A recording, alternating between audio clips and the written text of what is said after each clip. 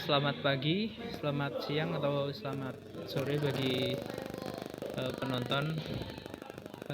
Di sini perkenalkan, nama saya Faruk Rekar Fauzan dengan NIM V2324013, akan membahas mengenai malware, seperti yang ditugaskan tadi, yaitu mengenai apa itu malware, studi kasus dari pengalaman kita, dan lalu solusi dan pencegahan agar tidak terdampak dengan malware. Masuk ke materi yang pertama, langsung saja, yaitu pengertian malware.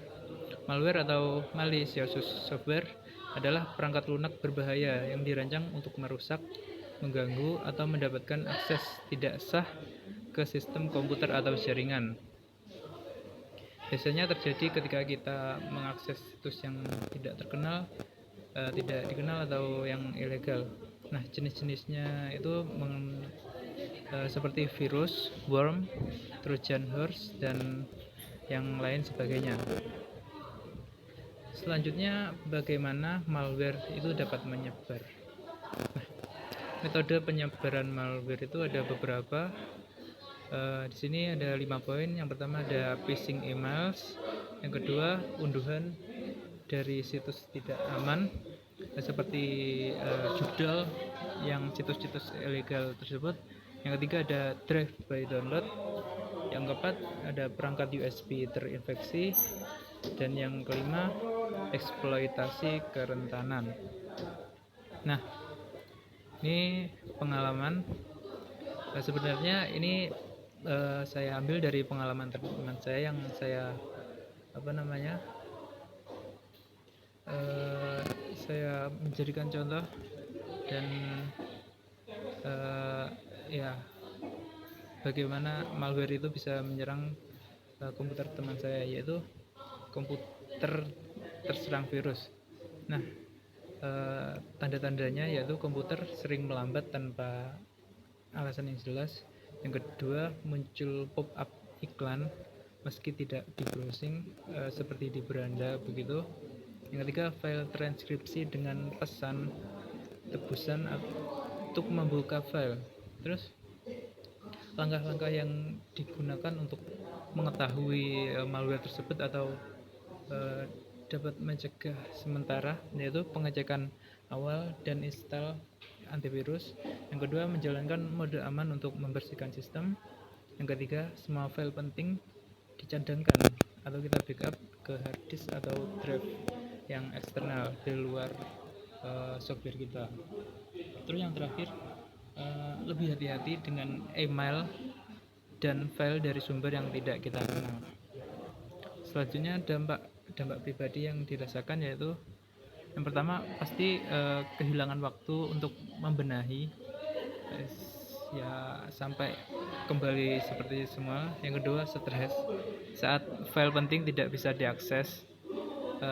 Ya, kita pasti perlulah file tersebut untuk mengerjakan tugas atau dan yang lain sebagainya, apalagi sudah di draft akhir begitu. Yang ketiga, biaya tambahan untuk antivirus dan teknisi. Nah, pelajarannya yaitu pentingnya backup data secara berkala ke hardware seperti di hard disk atau flash disk. Yang kedua, tidak sembarangan install software dari sumber yang tidak dipercaya. Dan yang terakhir, menjaga sistem tetap up to date. Nah, solusi untuk mengatasi dan mencegah malware.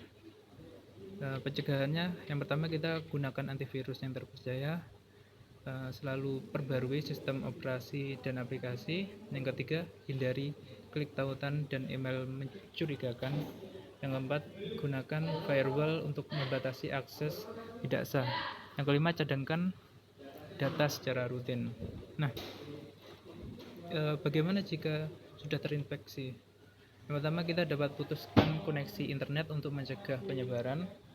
Selanjutnya, jalankan pemindaian antivirus. Dan yang terakhir, hubungi ahli keamanan yang terpercaya jika memerlukan.